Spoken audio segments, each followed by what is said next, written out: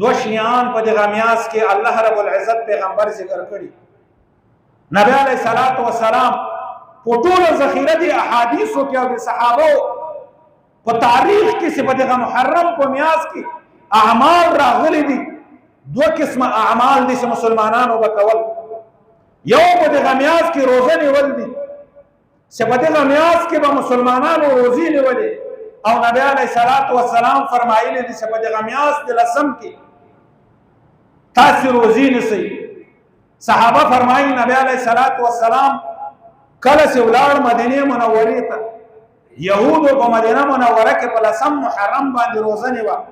نبی علیہ السلام پوښتنه وکړه یهود او روزه، دا روزه ولې نیسئ؟ یهود نبی علیہ الصلوۃ والسلام ته فرمایي چې زموږ پیغمبر حضرت موسی علیہ الصلوۃ والسلام د فرعون په لسم د محرم خلاص شوی او فرعون غرق شوی سره له قوم نه. نبی علیہ الصلوۃ والسلام ورته وفرمایل چې د دغه ورځې د عظمت او د دغه ورځې د روزي نیولو خو موږ زیات لایق یو، ځکه موسی علیہ الصلوۃ والسلام خو د موږ.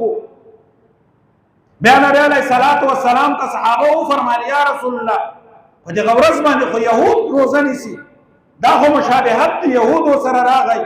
تا فرمایلی دي چې من تشبه بقوم فهو منهم.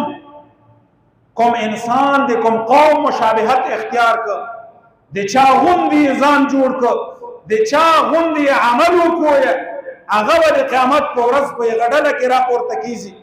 نبی علیہ الصلوۃ والسلام صحابه ته وفرمایل آینده کال که زه موجود ولم ما ته الله رب العزت زندگی را کړله، د محرم د لسم تاریخ نه مخکې به یوه روزه نیسم، یا به د لسم د محرم نه وروسته یوه روزه د لسم سره نیسم چې د یهودو سره مخالفت په عبادت کې پیدا سي. دو شیان ما درته ذکر کړو چې نبی علیہ الصلوۃ والسلام د دو شیانو تذکره کړې ده په دغه میاس کې.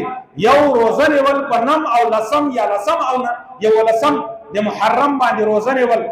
دوم نبی علیہ الصلوۃ والسلام سے حدیث کې فرمایلی، نبی علیہ الصلوۃ والسلام فرمایلی چې کوم انسان په خپل اهل او عیال په لسم د محرم باندې خپل اهل او عیال باندې د خپل وسعت مطابق خرچه وکړه، د خپل کور په خلکو باندې د خپل طاقت مطابق خرچه د نور ورځو نه زیاته وکړه، الله رب العزت په ټول کال دته د په رزق کې برکت غورځي.